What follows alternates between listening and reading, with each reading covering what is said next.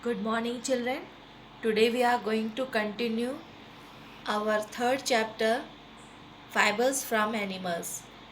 And today we are going to deal with the topic silk. So, silk is an animal fiber produced from silkworm. It means it is an insect fiber. Silkworm is the larva or caterpillar of the adult silk moth. So, let me show you. Suppose this is the adult. This is the adult silk moth. So this is the caterpillar. Okay. So first of all, we are going to start the topic discovery of silk. Silk is the oldest fiber originated in China, and according to an old Chinese legend, near about 2640 BC, Empress Si Ling Shi, and she was sipping tea under a mulberry tree. Suddenly, cocoon fell into her cup and she observed that a shining fiber is present there, and ultimately she discovered the process of producing silk fiber, and Chinese kept this secret safe from rest of the world for a long time. Okay so जो China की रानी थी, जब वो चाय P रही थी mulberry tree के नीचे, तो उसने देखा कि किस तरह से कोकून गिरता है उसके कप में, और वहाँ पे उसने फाइबर भी ऑब्जर्व की और उसी से उसने सिल्क बनाया, और चाइनीज़ ने इसको सीक्रेट रखा काफ़ी सालों तक, और दूसरी दुनिया जो वर्ल्ड के लोग नहीं जानते थे इस प्रोसेस को जिससे सिल्क बनता है. We are going to see life cycle of a silk moth. So the male and female silk moth mate together, means male and female silk moth, they produce their egg. So after that, when female lays egg, that lays are very tiny and it lays egg on mulberry leaves. After that, it turns into grey and the eggs hatch within 2 weeks and tiny caterpillar emerge from them. This is called larval stage. So here adult silk moth, both male and female, they will mate together, and female silk moth lays egg, and this egg gets converted into the caterpillar.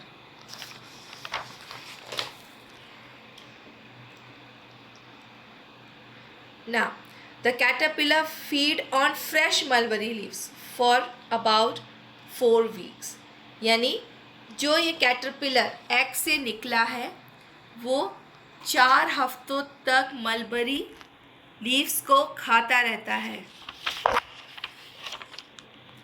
and it grows to about 3 inches in size and sheds its skin. Shed means अपनी skin को निकालना और नई skin उसकी body में आ जाती है. 4 times to become a larva. Okay, is this clear? So first silk moth, male and female silk moth, they mate together, they lay egg, and this egg ultimately after a week, okay, it from this egg caterpillar come out, and this caterpillar remove its skin and convert to larva. So the process of shedding of skin means removal of skin and producing a new skin by the caterpillar to become a larva, it is called molting. ठीक है, जो caterpillar पुरानी skin को निकाल के नई skin आ जाती है सिर्फ बॉडी में और वो लार्वा में कन्वर्ट हो जाता है। इस प्रोसेस को मोल्टिंग कहते हैं। Larva weaves a net to hold itself by moving its head around a figure. Okay, so जो लार्वा बनता है वो अपने ऊपर इस 8 फिगर के रूप में अपने माउथ से सलाइवा निकालता है सिलेवरी ग्लैंड से और अपने को उस फाइबर से लपेट लेता है। Okay, so during this movement of the head the larva secrets fine filament, बहुत पतला रेशम का धागा बनता है ना, जो उसके सिलेवरी ग्लैंड से निकलता है। और ultimately this filament is made up of protein, ये प्रोटीन का हिस्सा होता है। And when this protein comes in contact with air it becomes hard, this is called the silk fibre. Okay, so ये इसी को ही, जो ये प्रोटीन निकला है और एयर के कांटेक्ट में आके कड़ा हो जाता है, इसी को हम सिल्क फाइबर कहते हैं। So the larva continues to form a complete cover of silk fibre around it, इसे हम कोकून कहते हैं। यानी इस कैटरपिलर को हमने देखा जो अपनी स्किन को रिमूव करता है और लार्वा में कन्वर्ट हो जाता है। अब लार्वा अपने ऊपर 8 के शेप में अपनी सलेवरी ग्लैंड से सलाइवा निकाल करके जो एक प्रोटीन है उसे कवर कर लेता है और ये प्रोटीन जब एयर के कांटेक्ट में आती तो हार्ड हो जाती, जिसे हम सिल्क फाइबर कहते हैं। Okay, now the larva continues to form a complete cover of silk fibre around it and this is called the cocoon. So जब अपने को पूरी तरह से इस रेशम के धागे से कवर कर लेता है लार्वा तो हम इसे कोकून कहते हैं। और inside the cocoon the larva changes into pupa, जो लार्वा इसके अंदर फंसा हुआ है ना, अब हम ये प्यूपा में कन्वर्ट हो जाता है। And after a week pupa becomes an adult moth which comes out of the cocoon. और जब ये प्यूपा धीरे धीरे कन्वर्ट हो जाता है और जब एडल्ट मॉथ हो जाता है तो वो इस कोकून से बाहर आ जाता है। इस तरह से इसकी लाइफ साइकिल पूरी चलती है। यानी ओवरऑल समरी क्या है, silk moth, okay, male and female, they mate together to produce egg and after a week so many changes occurs in this egg and get converted into caterpillar अपनी skin को निकालता है जिसको हम moulting कहते हैं और वो लार्वा में कन्वर्ट हो जाता है। ये लार्वा अपने सिलेवरी ग्लैंड जो माउथ में है उससे एक फाइबर लाइक स्ट्रक्चर निकालती है और 8 के शेप में अपने ऊपर लपेट लेती है। और ये एक प्रोटीन होता है जो हवा के कांटेक्ट में आके हार्ड हो जाता है, जिसे हम सिल्क फाइबर कहते हैं। अब जो इसके अंदर, और इसको हम कोकून कहते हैं। अब ये कोकून प्यूपा में कन्वर्ट हो जाता है और प्यूपा अगेन सिल्क मॉथ में। Sericulture, sericulture is a process by which rearing of silkworm is done commercially to obtain silk. Means sericulture वह प्रोसेस है जिसमें सिल्कवर्म का पालन किया जाता है ताकि हम उससे सिल्क निकाल कर मुनाफा कमा सकें। The eggs laid by silk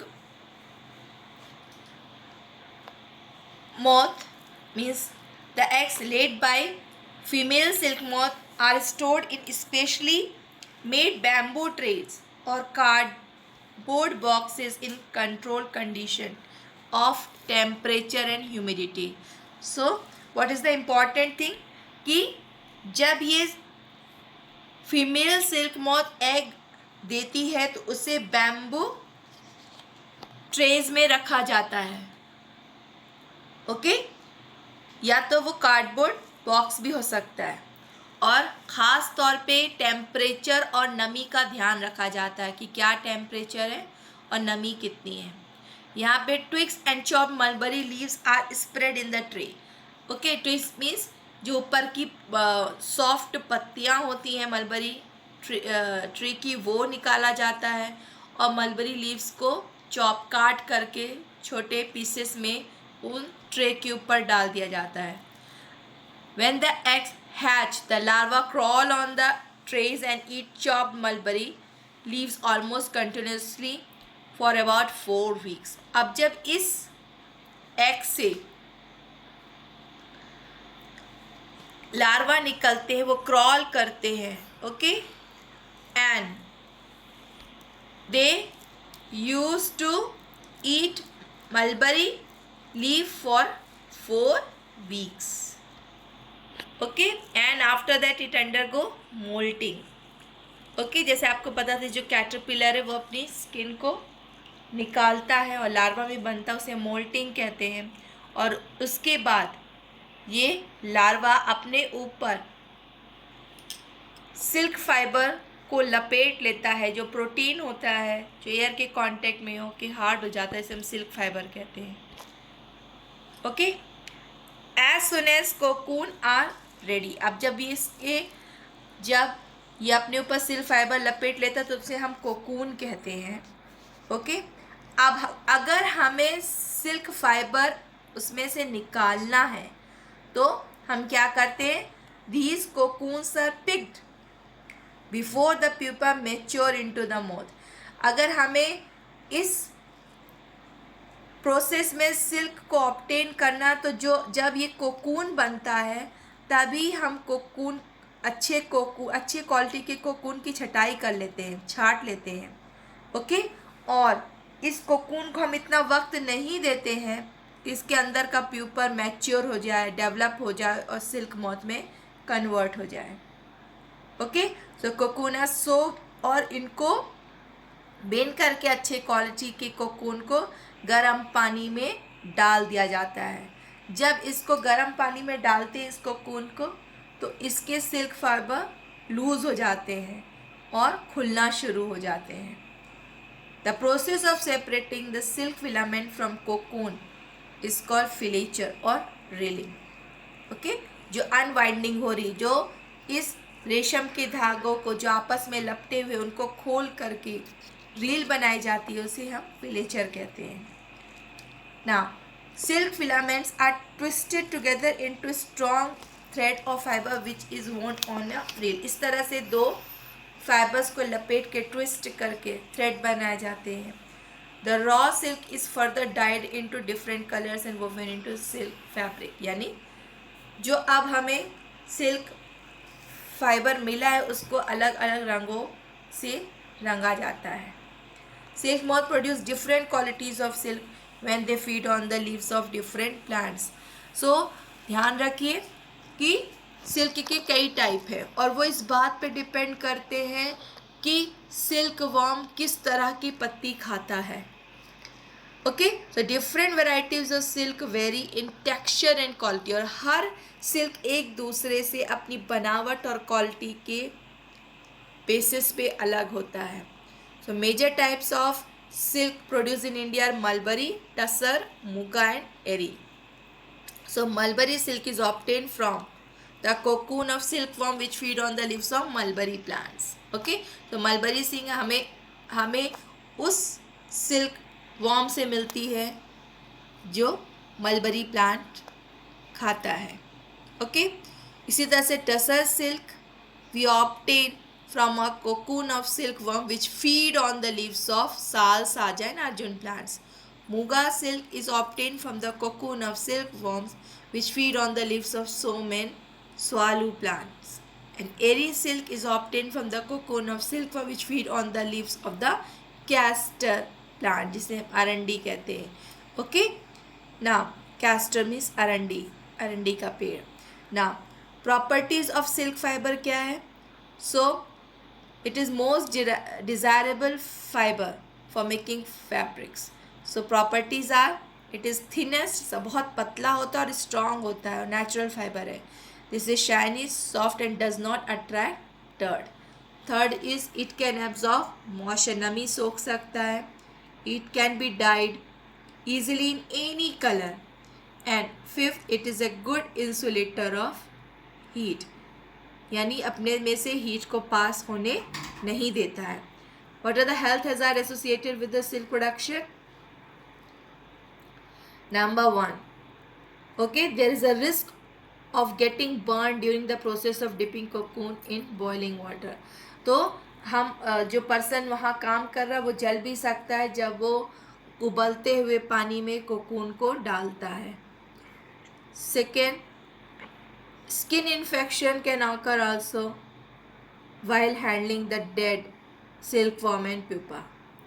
Okay, so skin infection के भी chances हैं. Third, vapors from the boiling cocoon and dyes used to color silk fiber cause respiratory disease. Okay, जो भाप निकलती है boiling cocoon करने से तो उससे respiratory disease हो सकती है. A reeling of silk fiber can cause arthritis. जोड़ों में दर्द होता है हाथ में और उंगलियों में जब इसके रील बनाए जाते हैं. ओके, सो सिल्क एक बहुत ही स्ट्रॉन्ग नेचुरल फाइबर है ओके वर्ल्ड में, और इसको 30 से 40% तक उसकी पूरी लंबाई में और भी खींचा जा सकता है. And it is most preferable fibre. Okay, it is also used in optic cable and biomedical devices. So thank you student.